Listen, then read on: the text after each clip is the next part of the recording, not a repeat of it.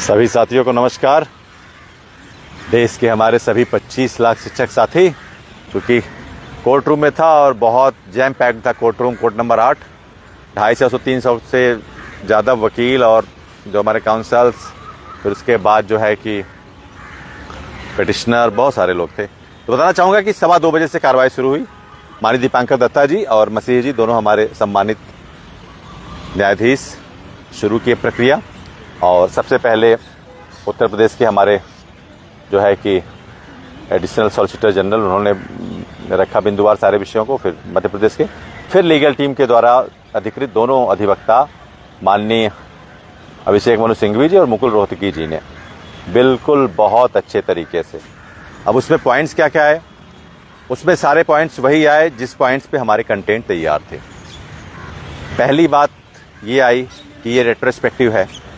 अब उसमें जज साहब का जो वास्तव में एम्फेसाइज उस बिंदु पे था, वो बार बार ये कह रहे थे कि यहाँ पे जो टीचर लिखा है, टीचर का मतलब यहाँ न्यूली अपॉइंट टीचर नहीं लिखा है, ये टीचर ये लिखा है the teacher appointed as on now. अभी तक जो टीचर हैं who has been given 5 year to accomplish their TET qualification with in this time and given 4 more extensive year by the amendment that took place in 2017। 17 में जो amendment हो उसे 4 साल और दिए गए। लेकिन हमारे जो काउंसल्स थे वो बार बार इसी बात पे जो हमारे सीनियर काउंसल्स थे वो बार बार यही कह रहे थे, actually sir the lordship, your lordship, the teacher that is referred in this proviso, actually that refers to the teacher who has been appointed between 2010 to 2015 respectively. This date is differ from one other to another state too. It is somewhat 29 July 2011 in UP, somewhat very different in Jammu and Kashmir. उसमें थोड़ा सा मसला अभी नहीं जा पाया बहस में कि कश्मीर में क्या है वो क्या, लेकिन जो एम्फेसाइज था वो यही था कि ये वास्तव में जो 2017 का अमेंडमेंट है प्रोविजो 2 का, ये उन टीचरों के लिए 2010 से 2015 के विषय नियुक्त हुए हैं। और उसमें एक काउंसिल ने कहा, उन्होंने कहा कि 5 साल हमने दिया, फिर 2 साल दिया। तो उन्होंने कहा कि 5 साल दिया, 2 साल दिया, लेकिन इससे टीचर तो इंटरेक्ट नहीं हुआ, टीचर कॉरेस्पॉन्डेंट तो नहीं किया गया। उनको तो पता ही नहीं था कि वो उनके लिए, अगर उनके लिए रहता, जो मैं बार बार कहता भी था, आप ध्यान देंगे मेरे लाइव में, मैं बार बार कहता था कि अगर ये हमारे लिए जरूरी था तो 16 साल बाद कैसे पता चला। तो ये कहा गया, उन्होंने नोट डाउन भी किया, जैसा आपने नोट डाउन किया कि अगर ये वास्तव में उन टीचरों के लिए है जो पहले के। उन्होंने कहा कि जो टीचर शब्द है, I am not conferring about the citizen, I am conferring about the teacher. Teacher as on मतलब आज की डेट में जो टीचर हैं who is entitled as a teacher, मैं उसकी बात कर रहा हूँ, बार बार उसी बात पे आ रहा है। कहीं ना कहीं इसमें जो आप देखते हैं तो जो भारत सरकार का राजपत्र है 17 का अमेंडमेंट का, वो कहीं ना कहीं से थोड़े से कुछ और शब्दों के साथ वो रहता, तो फिर इतना सारा समझाने की जरूरत हमारे काउंसल्स को नहीं पड़ती अगर उसमें साफ साफ ये लिखा होता। लेकिन हमारे वकील ने साफ समझाया कि सर जो अमेंडमेंट हुआ है वो 2010 के 23/1 के रेफरेंस में ही हुआ है, जिसमें टेट मैंडेशन है न्यू रिक्रूटमेंट के लिए। उसमें बहुत सारे काउंसल्स ने अच्छा दिया। हमारे सिंघवी साहब ने एक पॉइंट्स को बहुत इलाबोरेट किया 17 के अमेंडमेंट को लेकर। उन्होंने जो भी बातें कही कि सर वास्तव में ये कॉन्फ़िगर नहीं कर रहा है उनके लिए जो पहले से हैं, और भी बहुत सारी तथ्य उन्होंने रखे। फिर उन्होंने ये कहा कि हाँ, ये सबसे अच्छी बात ही देखिए, जो भी काउंसल्स बात किए वो एक बहुत अच्छे अप्रोच के साथ जैसा हम नोट डाउन कर रहे थे। दीपांकर दत्ता जी सारे सीनियर काउंसल्स की बात सुन रहे थे। पहली बात मेरी समझिए बहुत ध्यान से, कोई भी न्यायाधीश जब रिव्यू लेते हैं तो वो अपने आदेश का ही रिव्यू ले रहे हैं, ठीक है।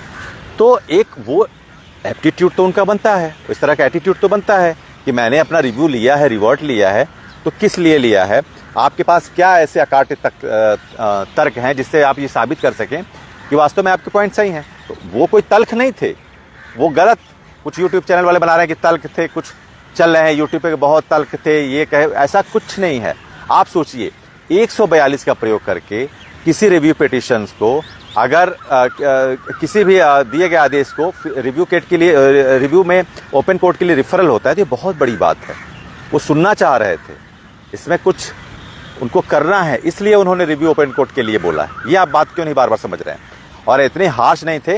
हाँ, जब भी ये तो कोर्ट रूम है, यहाँ पर तो इसका जो मेन कैरेक्टरिस्टिक्स तो यही है ना कि यहाँ पर बहस होगी, यहाँ डिबेट होंगे, अच्छे डिबेट्स होंगे, पॉइंट टू पॉइंट होंगे, और इलाबोरेशन होगा, माइन्यूटली हर चीज़ों का जो है कि डिसेक्शन किया जाएगा, एक एक शब्द का डिसेक्शन किया जाएगा। एक टीचर शब्द का डिसेक्शन किया गया, तो उन्होंने कहा कि I am not conferring the citizen, I am conferring about the teacher who has been serving as of now. अभी तक जो टीचर हैं, इसमें ये कहीं नहीं लिखा गया है कि वो टीचर 2010 के, उसी पे हमारे काउंसल्स कहते नहीं sir, the teacher that is being referred here actually that is pointing out the teacher who has appointed after the notification of NCT that took place in 23rd August 2010 उनकी बात हो रही है। और सब्सिक्वेंटली सारे चीज़ों को सबसे अच्छी बात है कि सारे काउंसिल्स ने बहुत अच्छी बात कही। एक हमारी महिला काउंसिल्स भी हैं, बहुत उन्होंने तो फ्लॉलेस सारी चीज़ों को बोला, बहुत अच्छे से बोला और सिक्वेंसली पहले पॉइंट से लेके आखिरी पॉइंट तक वो आई और उन्होंने कहा कुछ स्टेट्स थे उन्होंने रिलैक्सेशन के लिए समय मांगा और कि 4 साल, लेकिन हम उस पॉइंट पे हमारा वो था ही नहीं कि हमको रिलैक्सेशन, क्योंकि रिलैक्सेशन मांगने का मतलब है कि जो रेट्रोस्पेक्टिव इफेक्ट है वो सही है ना। रिलैक्सेशन के लिए बात नहीं की, वो बात उठी है, उन्होंने उसको नोट डाउन किया है। लेकिन जो सबसे अहम मसला आता है कि अगर वो ओपन कोर्ट में इस चीज़ की सुनवाई कर रहे हैं, वो सुनने के लिए तैयार हुए हैं, तो इसमें पॉजिटिव ही है, इसमें निगेटिव नहीं है। और आप इतनी जल्दी कैसे निर्णय ले लेते हैं? जैसे आप कुछ लोग ऐसे हैं वो तैयार रहते हैं टेक्स्ट करने के लिए कि बहुत ठीक है आपने लाइव सुना, लेकिन आप ये क्यों भूल जाते हैं कि वो माननीय न्यायाधीश हैं, उन्होंने अपने फैसले पे रिवर्ट लिया है, वो सेटबैक लिए हैं, सेटबैक में वो आपकी बात सुन रहे हैं, तो आपसे पूछेंगे ना कि मैंने सेटबैक लिया है किसके लिए? आपके लिए। अब आप बताइए कि क्या आपके तर्क मुझे संतुष्ट कर रहे हैं? वो अपने संतुष्टि के स्तर के लिए ही वो प्रत्याशा में थे कि आप अपने जवाब संतुष्ट करें। और अच्छी बात ये थी कि एक ही विषय को 2017 के अमेंडमेंट को, रेट्रोस्पेक्टिव इफेक्ट को उन्होंने कई काउंसिल से सुना और ये इरिटेट नहीं हुए। और जो काउंसिल जितनी देर तक उनको संतुष्ट कर रहे थे, रिपीटेड फॉर्म में नहीं जा रहे थे, मतलब अब बात उनकी स्पॉन्टेनियस थी, लॉजिकल थी, एथिकल थी, प्रैक्टिकल थी, अप्लीकेबल थी, एडुकेट थी, सेटिस्फाइंग थी, सैचुरेटेड थी, उसको वो सुन रहे थे और पूरा सुने। सिंघवी साहब को उन्होंने पूरा सुना, रोहतगी साहब को उन्होंने पूरा सुना। उन्होंने कहा ये सारे मसले को अमेंडमेंट में, और उन्होंने टीचर शब्द की भी परिभाषा शब्दावली समझाई कि teacher that has been referring in this 2017 amendment actually the teacher that are being recruited after 2010, it is not somehow the teacher who has been serving more than 20 या 30 ईयर्स। तो उन्होंने ये बात कही, ये उन टीचरों के लिए नहीं है। जज साहब ने, मैं खुद वहाँ था और पीछे बैठा हुआ था, वहाँ से मैं सब देख रहा था, सीट पे बैठा था, खड़ा भी नहीं था, मैं पहले से सीट ले लिया था और मैं बैठा था। मैं गेस्चर भी वो ऑब्जर्व कर रहा था, जज साहब के गेस्चर भी ऑब्जर्व कर रहा था, उनके गेस्चर्स क्या हैं, उनके रिएक्शंस क्या हैं, हर प्लीडिंग के बाद वो किस तरीके से उसको ले रहे हैं, उनके बॉडी लैंग्वेज क्या है।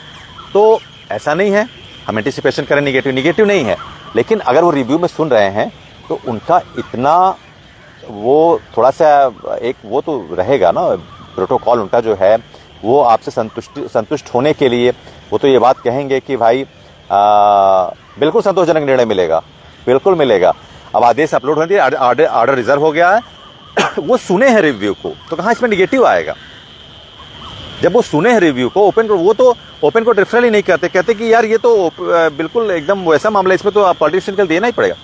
अरे वो आर्टिकल को परिभाषित करने के लिए तो हमने बड़े बड़े काउंसिल्स किए थे, सिंघवी साहब आए, रोहतगी साहब आए, सॉलिसिटर जनरल आए, और अच्छे अच्छे पटवालिया जी आए, और अच्छे अच्छे वकील आए, तो उन्होंने यही तो एलाबोरेशन ही तो किया है, वो संतुष्ट हुए हैं, वो पूरा नोट शीट बनाए हैं मुझे लगता है। और हर एक काउंसिल्स के जो पॉइंट्स थे पहले वो मंगाए बेंच पे, अपने उस पर टेबल पे, उन्होंने कहा कि I am having your copy of your points that you are going to raise about this matter. तो उन्होंने सारे पॉइंट्स क्या is anything else that you have not mentioned in this letter want to से।